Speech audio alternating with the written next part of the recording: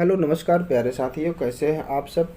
आज एक बार फिर से एनसीईआरटी की क्लास में आपका स्वागत है। इन दिनों हमारी एनसीईआरटी की क्लासें लगातार चल रही हैं जिसमें इस समय हम लोग क्लास 7 की एनसीईआरटी पढ़ रहे हैं। क्लास 7 की एनसीईआरटी में ज्योग्राफी चल रहा है हमारा पर्यावरण। इस ज्योग्राफी के चैप्टर में हम लोगों ने पहला चैप्टर पर्यावरण पढ़ लिया है, दूसरा हमारी पृथ्वी के अंदर क्या है इसको पढ़ लिए हैं। 2 चैप्टर हम पढ़ चुके हैं। दूसरे चैप्टर में हमने पढ़ा था कि हमारी पृथ्वी के अंदर क्या है, पृथ्वी का किस तरह से पृथ्वी बनी हुई है, पृथ्वी का निर्माण कैसे हुआ है उसके बारे में पढ़ चुके हैं। पृथ्वी की भूपर्पट्टी और मैग्मा के बारे में पढ़ चुके हैं। आज हम पढ़ने वाले हैं चैप्टर नंबर 3 जिसका नाम है हमारी बदलती पृथ्वी। इसके बारे में आज हम अध्ययन करेंगे, जिसमें हम लोग देखेंगे कि पृथ्वी किस प्रकार से लगातार अपना रूप बदल रही है। रूप बदलने के साथ साथ उसमें किस प्रकार से कहाँ पर पर्वत पहाड़ कैसे क्या निर्माण हो रहा है, लावा कैसे निकलते हैं, इन सब के बारे में पढ़ेंगे। तो चलिए आइए शुरुआत करते हैं आज की क्लास की। चैप्टर का नाम है हमारी बदलती पृथ्वी। इसमें सबसे पहले क्या बताया गया है कि स्थलमंडल में अनेक प्लेटों में विभाजित हैं, जिन्हें स्थलमंडलीय प्लेट कहते हैं। आपको यह जानकर आश्चर्य होगा कि ये प्लेट हमेशा धीमी गति से चारों तरफ घूमती रहती हैं। इसके कहने का मतलब है कि जैसा कि हम लोग इसके पहले अध्याय में पढ़ चुके हैं कि पृथ्वी में कई प्रकार की प्याज को काटने के पर जिस प्रकार से परतें दिखाई देती हैं, उसी प्रकार से हमारी पृथ्वी भी है। उसमें मुख्य रूप से जो पटल बताया गया है, पहला भूपर्पट्टी है, उसके बाद के नीचे की जो पटल है, जैसे मान लीजिए ये पृथ्वी है। अब पृथ्वी के एक भाग को अगर हम काट के निकालते हैं ऐसे, तो जो इस प्रकार से लेयर बनेगी, ये जब से ऊपर सबसे भाग है ये भूपर्पट्टी रहेगी। उसके बाद का जो भाग रहेगा इसे मैंटल बोलेंगे, और इसके बाद का जो भाग है इसे कोर बोलेंगे। इस प्रकार से बताया गया है। तो इनमें जो प्लेटें हैं, जो ऊपर की पृथ्वी की जो प्लेटें हैं, वो किस प्रकार से आपस में खिसक रही हैं। तो जो ऊपरी भाग होता है पृथ्वी का, वो कहीं ना कहीं आपस में एक जगह से दूसरी जगह खिसक रहा है, जिसको हमें आसानी से दिखाई नहीं देता है, उसके बारे में बता रहा है। घूमती रहती है। अब पृथ्वी जाहिर सी बात है हमेशा घूमते। प्रत्येक वर्ष केवल कुछ मिलीमीटर के लगभग पृथ्वी के अंदर पिघले हुए मैग्मा में होने वाली गति के कारण ऐसा होता है। होता क्या है कि पृथ्वी के अंदर जो मैग्मा बना हुआ है, जो मैग्मा है अंदर में, जो कोर और मेंटल में फैला हुआ है, उसके बाद जो वो बाहर निकलता है तो उसी कारण गतिविधियाँ होती है, जिसके कारण ये सब होता है। पृथ्वी के अंदर फैला हुआ मैग्मा एक वृत्तीय रूप में घूमता है, जैसा कि दिखाया गया है। अभी आगे थोड़ा सा चल के देखेंगे तो इसका अच्छे से रूप दिखाई देगा। प्लेट की इस गति के कारण पृथ्वी की सतह पर परिवर्तन होता है। होता क्या है कि जो प्लेटें हैं वो लगातार गति कर रही हैं, तो गति करने से जब खिसकती हैं तो कहीं ना कहीं पर उसका एक परिवर्तन होता है, उसकी बात कर रहा है। पृथ्वी की गति को उन बलों के आधार पर विभाजित किया गया है जिनके कारण ये गतियाँ उत्पन्न होती हैं। पृथ्वी के आंतरिक भाग में घटित होने वाले जो बल होते हैं उन्हें अंतर्जनित बल कहते हैं, एवं पृथ्वी के बाहरी सतह पर जो उत्पन्न होता है बल उसे बहिर्जनिक बल कहते हैं। इसका मतलब ये होता है कि जैसे पृथ्वी है, तो पृथ्वी है मान लेते हैं ये, तो पृथ्वी के बाद है जो ऊपर गतिविधियाँ होती हैं, कुछ ऊपर होती हैं ना। ऊपर क्या होंगी, जैसे जो है आना, जैसे नदियों का बहना, पवन, समुद्री तरंगे, ये सब क्या होती हैं, वो अपर्दन का काम होता है, ये ऊपर होता है।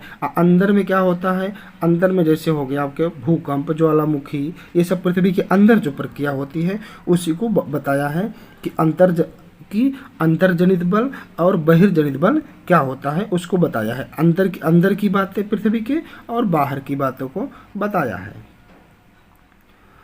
अंतर्जनित बल कभी कभी आकस्मिक गति उत्पन्न करते हैं, तो कभी धीमी तो कभी तेज गति में वो करते हैं। भूकंप, ज्वालामुखी जैसी आकस्मिक गति के कारण पृथ्वी की सतह पर अत्यधिक हानि होती है।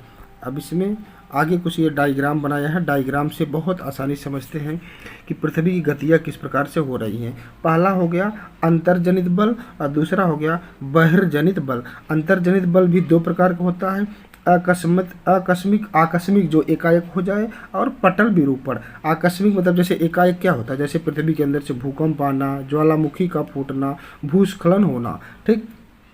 अब उसी में क्या होता है कि जो ऊपरी परत होती है वो कभी कभार एक जगह से दूसरी जगह खिसक के, जैसे मान लीजिए ये है, ये पृथ्वी का इधर से भाग लेते हैं और इधर से, जब ये आपस में टकराएंगी तो टकराने के बाद इस प्रकार से ऊपर उठ जाता है तो पर्वत निर्माणकारी हो जाता है। तो ये कहीं न कहीं अंतर्जनित बल के ही भाग है। वहीं बहिर्जनित बल क्या होता है, अपर्दन और निक्षेपण होता है, जैसे कटाव होना, बहाव होना, नदी का बहना, जल बहना, पवनें चलना, समुद्र की तरंगे आना, हिमनद। हिमनद क्या होता है, जैसे बर्फ़, ग्लेशियर कोई है, बर्फ़ है यहाँ से, तो यहाँ से जब ये बर्फ़ पिघलती है तो धीरे धीरे कहीं न कहीं बर्फ़ों का ही एक बहाव होता है।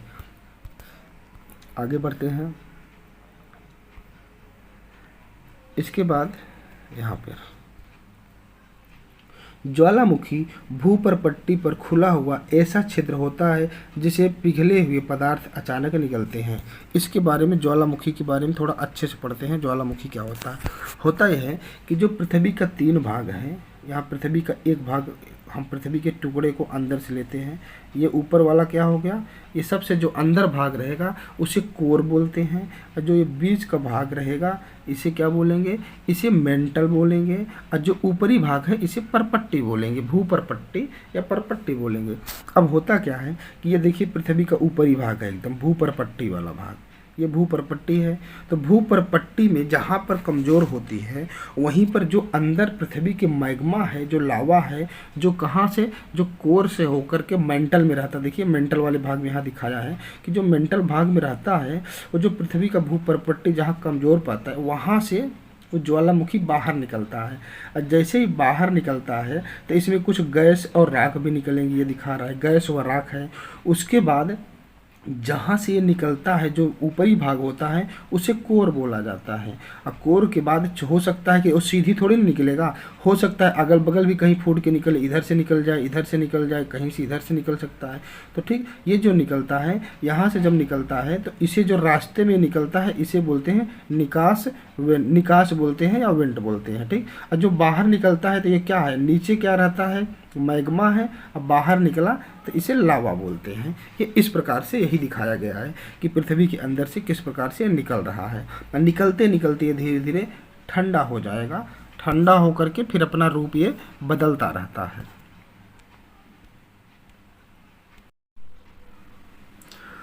अब बदलता रहता है, उसके बाद फिर यही जो है पिछले अध्याय में हम लोग इसको पढ़ चुके हैं कि ये क्या होती है, जब ये निकलती है तो यही क्या होती है, आग्नेय शैल का निर्माण होता है। इनके टूटने से जब ये चीज़ें टूटती हैं तो टूटने के बाद अवसाद बनती हैं, और अवसाद के बाद फिर कायांतरित रूप में बदलता रहता है।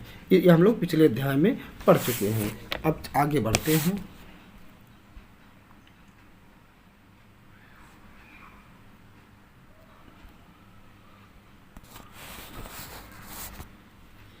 इसी प्रकार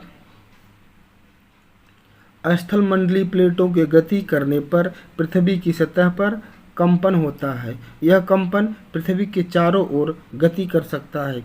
इस कंपन को भूकंप कहते हैं। इसके कहने का तात्पर्य है कि जो पृथ्वी की कई तरह से प्लेटें हैं, वो प्लेटें जब गति करेंगी, गति करने पर जब कंपन होगा तो कंपन होने के कारण ही क्या हो सकता है, चारों ओर गति करेगा, और कंपन कारण से भूकंप कहते हैं। भूपरपट्टी के नीचे मतलब जो पृथ्वी के, मान लीजिए अगर 3 भागों में जो है, मान लीजिए भूपरपट्टी मेंटल कोर है, तो जो बीच वाला भूपरपट्टी के नीचे वह स्थान जहां भूकंप आरंभ होता है, मतलब भूपरपट्टी के नीचे होता है, उसे उद्गम केंद्र कहा जाता है। उद्गम केंद्र के भू सतह पर उसके निकटतम स्थान होने के अधिकेंद्र होते हैं। मतलब इसमें भी नीचे दिखाता है कि जो पृथ्वी है तो पृथ्वी के जो ये भाग, पहला भाग है, यही कहीं केंद्र रहता है, वहीं से भूकंप का निर्माण होता है ना। अधिकेंद्र से कंपन बाहरी की ओर तरंगों द्वारा गमन करती है, मतलब तरंगों के द्वारा ऊपर आती है। अधिकेंद्र के निकटतम भाग में सर्वाधिक हानि होती है एवं अधिकेंद्र से दूरी बढ़ने के साथ ही भूकंप की तीव्रता धीरे धीरे कम हो जाती है। कहने का तात्पर्य है कि कुछ यहाँ पे देखते हैं तो ज़्यादा समझ में आता है ये पृथ्वी का एक भाग है ना।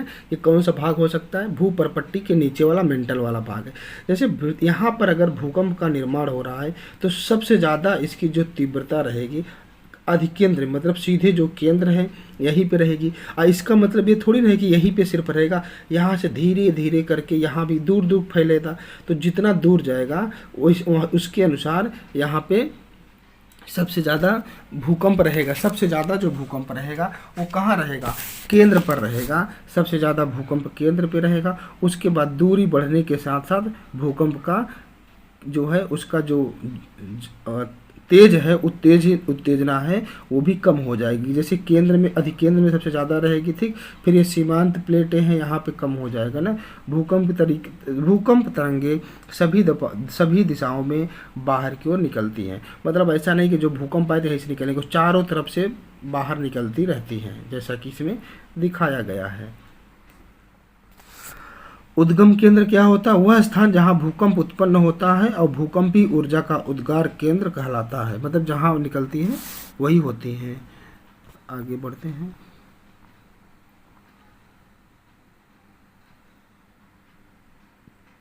यहाँ पे ये देखते हैं, रिएक्टर स्केल इसके पैमाने पर नापा जाता है। आगे बढ़ते हैं।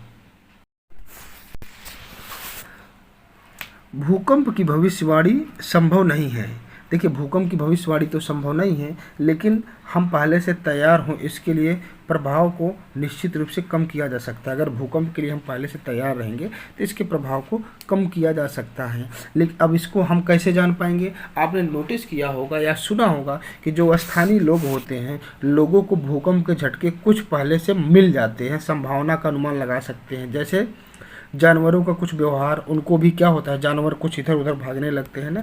मछलियाँ तालाबों में उत्तेजना करती हैं, क्योंकि मछलियाँ तालाब में है मतलब नीचे हैं, तो उन्हें मिल जाती हैं कि कुछ होने वाला है। उसी प्रकार से सांपों को बताया गया है कि सांप भी जब अंदर कहीं घुसे पड़े हैं, अगर उन्हें आहट होती है तो वो बाहर आ जाते हैं, जिससे कुछ संभावना भूकंप की मिल जाती है। ये देखिए, एक त्रासदी गुजरात के भूकंप के बारे में दिखाया गया है कि किस प्रकार से त्रासदी आई थी। ये दिखाया गया है, इसके देखेंगे। 26 जनवरी 2001 को भुज शहर में रिएक्टर स्केल पर 6.9 की तीव्रता वाला भूकंप था। मतलब 6.9 अगर 7 तक आता है भूकंप तो बहुत ज़्यादा माना जाता है। अगर ये 3 तक है तो कम माना जाएगा। ये दिखाया गया है। ये कि न्यूज़पेपर की कटिंग है, बहुत पुराना, इसको देख लेंगे।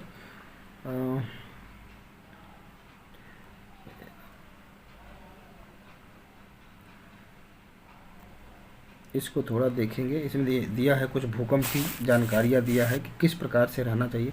देखिए, भूकंप का जो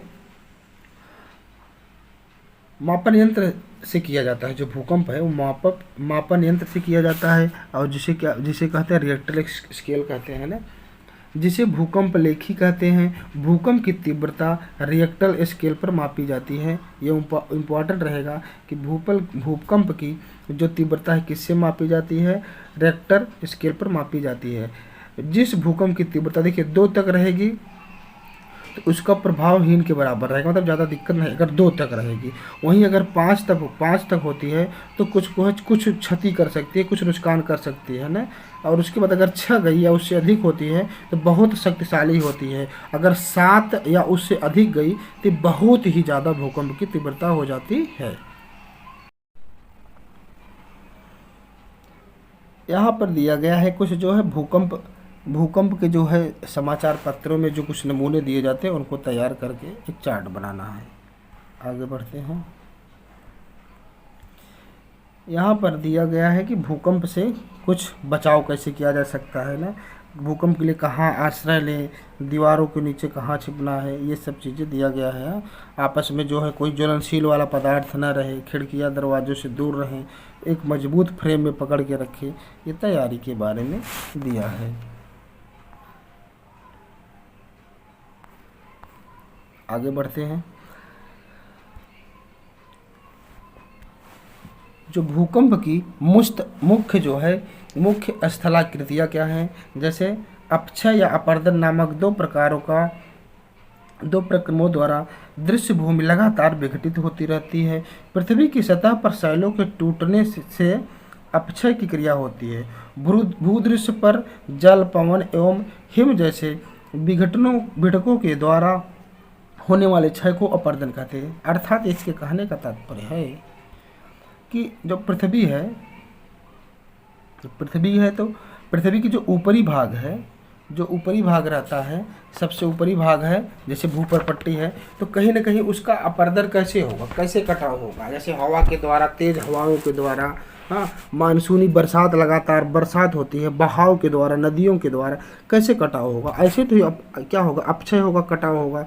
तो कटने पर, कहीं न कहीं कटने पर उसके आकार में परिवर्तन आ जाता है, उसी की बात कर रहा है। वायु, जल आदि अपर्दित पदार्थ को एक स्थान से दूसरे स्थान पर ले जाते हैं, मतलब वायु और जल जो होती है उस कटाव को दूसरे स्थान ले जाते हैं और फलस्वरूप एक स्थान पर निक्षेपित करते हैं। अपर्दन एवं निक्षेपण के ये क्रम पृथ्वी के धरातल पर विभिन्न स्थलाकृतियों का निर्माण करते हैं। कहने का तात्पर्य है कि पृथ्वी के लगातार कटाव के कारण जब जल से या हवा के द्वारा जो कटाव होता है, तो कहीं पर कटाव होता है तो उसका कटाव जो बह के जाता है सैलाब, वो कहीं तो जमाव होगा, और जो जमाव होगा तो जलाव होगा। जमाव जब होगा तो धरातल पर एक नई स्थलाकृति का निर्माण होगा। नदी के क्या कार्य है, जैसे नदी क्या है, नदी के जल स्तर से जब भूमि का अपरदन होता है, नदी बहाव करती है, जब नदी किसी खड़े ढाल वाले स्थान से अत्यधिक कठोर शैल या खड़े ढाल वाली घाटी में गिरती है तो जल प्रपात बनाती है। जल प्रपात कैसे है कि जैसे क्या है कि जब कोई वो है, इस प्रकार से कोई स्थान से मान लीजिए नदी चल रही है, जैसे दिखाया भी गया है, देखिए अच्छे से, तो जब ऊपर से गिरती है तो यहाँ से चूंकि एकाएक कटाव है, यहाँ पे ये जगह तो रहती नहीं कि यहाँ से स्लेब में जाए, इसलिए यहाँ से डायरेक्ट जो आती है तो इसे जलप्रपात यहाँ से बन जाता है। कई जलप्रपात जैसे नियाग्रा जलप्रपात है, तो यहाँ पे क्या होता है, कटाव भी होता है, धीरे धीरे कटाव होता है और डायरेक्ट पानी नीचे आता है, इसलिए यहाँ पर एक जलप्रपात का निर्माण होता है। ये दिया है, इसके बारे में देखते हैं। विश्व में हजारों छोटे छोटे जलप्रपात हैं। सबसे ऊंचा जलप्रपात दक्षिण अमेरिका के वेनेजुएला का एजेंडा जलप्रपात है, एंजेल जलप्रपात है। अन्य जलप्रपात उत्तरी अमेरिका, कनाडा, अमेरिका की सीमा में नियाग्रा जलप्रपात, वही अफ्रीका में जाम्बिया एवं जिम्बाब्वे की सीमा पर स्थित विक्टोरिया जलप्रपात है। ये कुछ बड़े बड़े जलप्रपातों के नाम दिया है। ये नियाग्रा जलप्रपात का दृश्य यहाँ पे दिया गया है।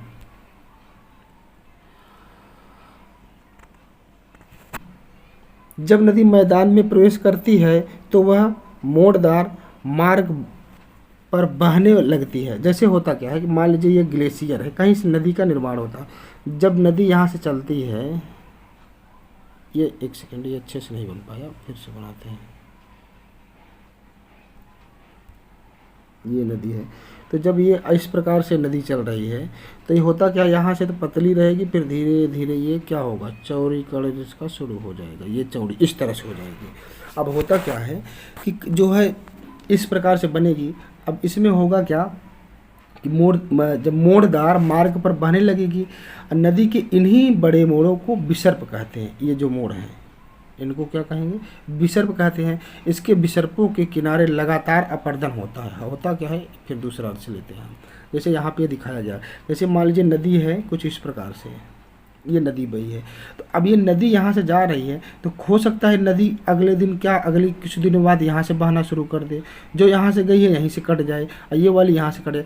मतलब जो नदी का बहाव है, जो मोड़दार है, वो कहीं न कहीं जहाँ से मुड़ी रहती है वहाँ से धीरे धीरे कहीं उसमें बदलाव आता है। इसके बाद विसर्पों के किनारों को जो अपरदन होता है उसे निक्षेपण शुरू हो जाता है। तो ये क्या हो जाती है, यहाँ पे झील बन जाती है, जो काट के जैसे बना रहता है। तो जो बड़ी बड़ी झीलें हैं कैसे बनी हैं, उस क्षेत्र को नदी ने छोड़ दिया है और पहले से ही नदी मुड़ गई, तो वो बचा हुआ क्षेत्र जो होता है वो झील बन जाता है।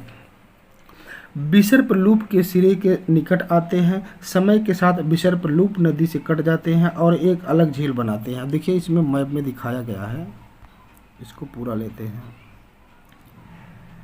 झील बनती है यहाँ से। अब यहाँ से देखिए नदी चली है, ये ऐसे चली है। देखिए पहले ये नदी का कटाव बहाव ऐसे था, लेकिन अब ये क्या हुआ, कट गई। अब ये क्या बन गई, ये झील बन गई। और जो विसर्प है इधर ये है, ठीक, और ये क्या हुआ कि इधर तटों के किनारे से बहती हुई इधर निकल गई। तो इसे क्या कहेंगे, जो कटा हुआ भाग जो नदी छोड़ दी तो वहाँ पे झील का निर्माण हो जाता है ना, जिसे चाप झील भी कहते हैं। कभी कभी नदी अपने तटों से बाहर बहने लगती है, फलस्वरूप निकटवर्ती क्षेत्रों में बाढ़ आ जाती है। बाढ़ के कारण नदी के तटों के निकटवर्ती क्षेत्रों में महीन मिट्टी एवं अन्य पदार्थों का निक्षेपण हो जाता है। जब नदी बाढ़ आएगी तो वहाँ पे अपने साथ बहुत सारी चीज़ें लेके जाएंगे। अब बाढ़ के बाद वहाँ से चले जाने के बाद वहाँ पे एक परत की जम जाती है। ऐसी मिट्टी पदार्थों के अवसाद कहते हैं। इसमें समस्त उपजाऊ बाढ़कृत मैदान का निर्माण होता है। नदी के तटों को तटबंध कहते हैं। समुद्र तक पहुँचते नदी का प्रवाह धीमा हो जाता है। कहने का तात्पर्य है कि आपने देखा होगा, जैसे गंगा नदियों का जो गंगा नदी है, जैसे प्रयागराज में आती है, तो यहाँ पे बाढ़ का कारण ये नहीं है कि यहाँ पे पानी बहुत ज़्यादा आ जाता है। बाढ़ का कारण सिर्फ ये नहीं है कि नदियाँ बहुत तेज़ चलती है, यहाँ पे इतना ज़्यादा जगह में फैली हुई है कि उस सब जगह पानी भर के ऊपर हो जाता है। बाढ़ का तात्पर्य यही है यहाँ पर कि पानी अधिक आने पर ऊपर हो जाता है। ऐसा नहीं कि बहुत स्पीड में, बहुत रफ्तार में नदियाँ चलती हैं, बाढ़ का पानी फैल जाता है, धीमा हो जाता है तथा नदी अनेक धाराओं में विभाजित हो जाती है। अब इसमें क्या होता है कि जब नदी किसी ग्लेशियर से चलती है तो यहाँ से एक धारा निकलती है। अब यहाँ से देखते, पतली सी धारा निकलेगी, यहाँ जाते जाते कई धाराओं में विभाजित हो जाएगी। इस प्रकार से कई धाराएं निकल के हो जाएंगी और पानी का बहाव भी स्लो हो जाएगी, जैसा कि दिखाया गया हो जाती हैं। इनको क्या कहा जाता है, जिनको वितरिका कहा जाता है। यह नदी इतनी धीमी हो जाती है कि अपने साथ लाए मलबे का निक्षेपण करने लगती है। अब प्रत्येक वितरिका अपने मुहाने का निर्माण करती है। सभी मुहानों के अवसादों के संग्रह से डेल्टा का निर्माण होता है। इसमें क्या बताया गया है कि जैसे नदी यहाँ से देखिए दिखा रहा है, मुख्य नदी चलती है तो क्या होती है, ये देखिए यहाँ से कई भागों में बट जा रही है, दिखाया गया, जैसे वितरिका कहा जाता है। और जो नदी के बीच का भाग बनता है, जैसे कहीं भी नदी जब दो भागों में बटेगी तो वहाँ चलेगा ना, तो जैसे ये स्थान जो बनते हैं इन्हीं को डेल्टा कहा जाता है। अब इस चैप्टर का अगला टॉपिक क्या है, समुद्री तरंग क्या होता है, इसको ठीक से समझेंगे। ये अभी हाल ही की सीटेट में भी पेपर में क्वेश्चन यहीं से एकदम बना था 2024 जनवरी के। समुद्री तरंग के अपर्दन एवं निक्षेपण तटीय स्थलाकृति बनाते हैं। बात यह है कि जैसे समुद्र है, ये देखिए, तो ये क्या होता है, ये बड़े बड़े जो स्थल हैं, कहीं ना कहीं जैसे पत्थर हो गए, कुछ भी हो गए, तो होता क्या है कि इनमें पानी का बार बार, समुद्र है तो बार बार पानी जाके इसमें क्या करेगा, टकराएगा, पानी टकराएगा, ऐसे टकराएगा। तो जब टकराने से ये होगा कि टकराने के बाद पहले इसमें देखिए छोटा छोटा समुद्री गुफा बनेगी, छोटी सी, जैसे टकराने के बाद वहाँ पे क्या बन गई, समुद्री गुफा छोटी बन गई। अब धीरे धीरे कट के, जब ये कट के इस पार से उस पार हो जाती है, तो समुद्री गुफा यही बना था कि तटीय मेहराब क्या होते हैं, जो समुद्र में स्थल होते हैं, उन्हीं में जो समुद्रों के द्वारा कटाव होता है पानी के द्वारा, उसे तटीय मेहराब कहते हैं। अब देखिए यहाँ पे छोटा सा ये था, उसके बाद क्या हुआ, यहाँ पे देखिए इस पार से उस पार हो गया। अब ये धीरे धीरे बढ़ते यहाँ से हो जाएगा, और देखिए यहाँ कट के अलग हो जाएगा, और जो कट के अलग भाग हो जाएगा उसे स्टैक कहेंगे। यही इसमें बताया गया है कि किस प्रकार से जो स्थल हैं वो किस प्रकार से छोटे से कटेंगे। फिर उसके बाद यहाँ पे देखिए दिखाया पूरा छेद हो गया इस पार से उस पार, उसके बाद ये भाग ही अलग हो गया, देखिए कट जाता है, यही इसमें बताया गया है। समुद्री तरंगे लगातार शैलों से टकराती रहती हैं। जो समुद्री तरंगे हैं, समुद्र का जो जलस्तर है वो क्या होता है, शैलों से टकराती रहती हैं, जिससे दरार विकसित होती है। दरार देखिए विकसित होगी, दरार विकसित होती है, समय के साथ बड़ी और चौड़ी होती जाती है, बड़ी हुई, चौड़ी हो गई, इनको समुद्री गुफा कहते हैं। जब ये अब इसमें छोटा दिखाया है लेकिन ये बहुत बड़ी बड़ी होती हैं, गुफा, समुद्री गुफा कहते हैं। इन गुफाओं के बड़े होने पर इनमें केवल छत ही बचती है, मतलब ये जैसे पूरी बड़ी हो गई तो ऊपर से तो छत जैसा पड़ा है, लेकिन इस बार पूरा खुल चुका है, जिसे तटीय मेहराब कहते हैं। जो छत पर बचता है तटीय मेहराब कहते हैं। लगातार अपर्दन छत को भी तोड़ देता है। अब ये जब छत टूटेगा तो कुछ यही होगा ना, इस तरह से बनेगा, लगातार जो अपर्दन छत को भी तोड़ देती है और केवल दीवारें बचती हैं, जैसी दीवारें इस आकृति में स्टैक कहते हैं। ये देखिए सिर्फ स्टैक बनाया गया है, स्टैक बचता है। समुद्री जल के ऊपर लगभग ऊर्ध्वाधर उठे हुए ऊंचे शैल तटों को समुद्र भृगु कहते हैं। जो ये ऊपर उठा रहता है इसे समुद्र भृगु कहते हैं। समुद्री तरंगे किनारों पर अवसाद जमा कर समुद्री पुलिन का निर्माण करती है, अवसाद जो जमा होता है। इस चैप्टर का अगला टॉपिक देखेंगे। अगला टॉपिक होने के साथ साथ ये है हिमनद के कार्य। अब हिमनद क्या होता है? हिमनद एक ऐसा होता है जो सिर्फ जो है बर्फ से बना रहता है, जिसे हिमानी भी कहते हैं। हिमनद की नदियाँ होती है। हिमनद अपने नीचे की कठोर चट्टानों से गोलाश्मी मिट्टी और पत्थरों को अपरदित करती है। कहने का तात्पर्य कि जैसे ये देखिए हिमनद है, बर्फ है, तो जब ये किसी कारणवश बड़े बड़े ग्लेशियर से कटेगी तो कटने के साथ साथ अगल बगल के क्षेत्र को भी तो काटेगी। इधर का ये काटेगी, ये काटेगी, ये सब काट करके लेके आगे बढ़ेगी। जब आप आगे बढ़ेगी तो पत्थरों के साथ भूदृश्य का भी अपरदन होगा। अपरदन मतलब होता है कटना, अपरदन होता है। हिमनद गहरे गर्तों का निर्माण करती है। जब वो लगातार कटता रहेगा तो वहाँ पे गहरा जो है गर्त तथा गड्ढा या बहुत गर्त बन जाता है। पर्वतीय क्षेत्र में बर्फ पिघलने से उन गर्तों में जल भराव हो जाता है। अब जैसे पर्वत है तो जब ये होता है, जब वो गड्ढे बन जाएंगे तो ये बर्फ है तो कहाँ जाएगा? वहीं पे पिघल के जाएगा, तो जल भराव और वे सुंदर झील बन जाते हैं। जब वहाँ पे गड्ढे बनेंगे, गड्ढों में बर्फ बन जाएगा तो कुछ दिनों बाद वहाँ पर झील का निर्माण हो जाएगा।